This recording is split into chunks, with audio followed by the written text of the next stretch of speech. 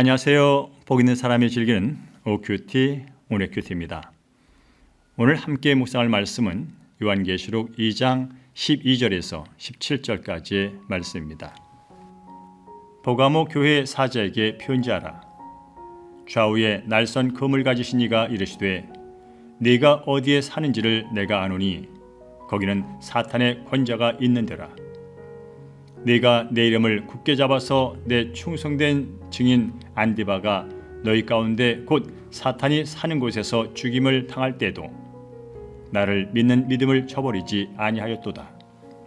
그러나 네게 두 가지 책망할 것이 있나니 거기 네게 발람의 교훈을 지키는 자들이 있도다.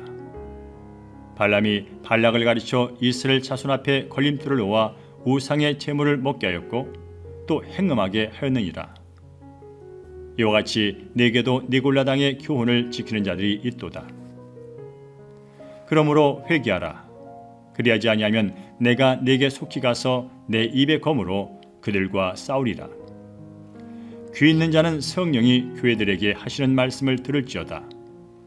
이기는 그에게는 내가 감추었던 만나를 주고 또 흰 돌을 줄 터인데 그 돌 위에 새 이름을 기록한 것이 있나니 받는 자밖에는 그 이름을 알 사람이 없느니라. 아멘. 네, 오늘 본문의 말씀 먼저 요약합니다. 예수님은 사탄이 사는 곳에서 그분의 충성된 증인이 죽임을 당할 때도 믿음을 저버리지 않은 버가모 교회를 칭찬해 주십니다. 그러나 우상의 제물을 먹게 하고 행음하게 하는 니골라당의 교훈을 지키는 자들이 있다면서 책망도 하시죠. 이어서 회개라고 명하시면서 이기는 자에게는 감추었던 만나와 흰돌을 주겠다고 하시는 내용입니다. 주님은 버가모 교회의 사자에게 끝까지 믿음을 지키라고 편지를 하십니다. 주님은 황제를 숭배하는 총독의 칼 아래 사는 버가모 교회에게 네가 어디에 사는지를 내가 안다고 말씀하시죠. 그러면서 좌우에 날선검을 가진 모습을 보여주십니다.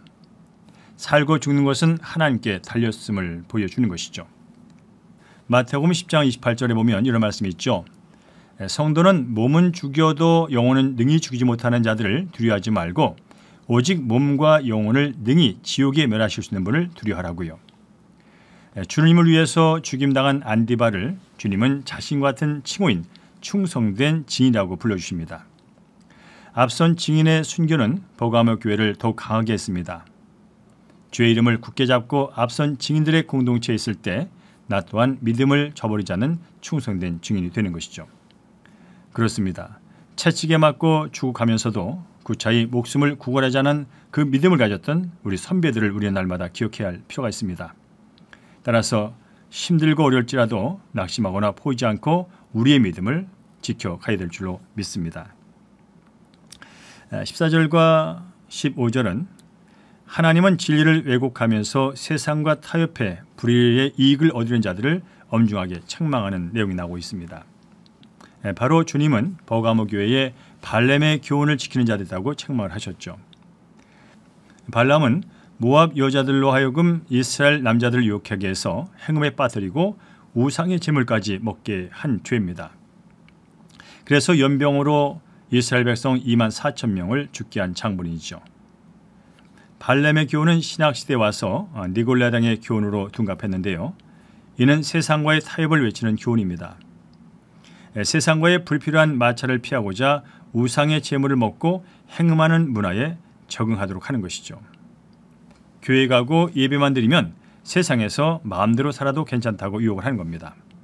그러나 이러한 교훈은 공동체를 은밀히 죽이는 것이고요. 사탄의 권좌를 인정하고 그와 협정을 맺도록 하는 잘못된 가르침에 분명합니다. 특별히 이 시대는 만몬, 돈이 우상된 시대입니다. 따라서 재물의 유혹에 넘어가 바른 길에서 벗어나지 않도록 우리는 늘 경계를 해야 할 필요가 있습니다.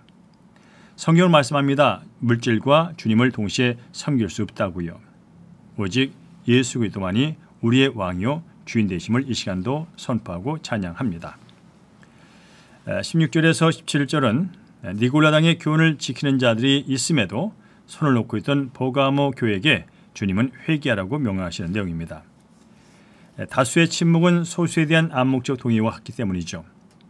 공동체의 문제는 바로 내 문제고 공동체의 영적인 순결은 개인과 가정의 생명에 직결됩니다.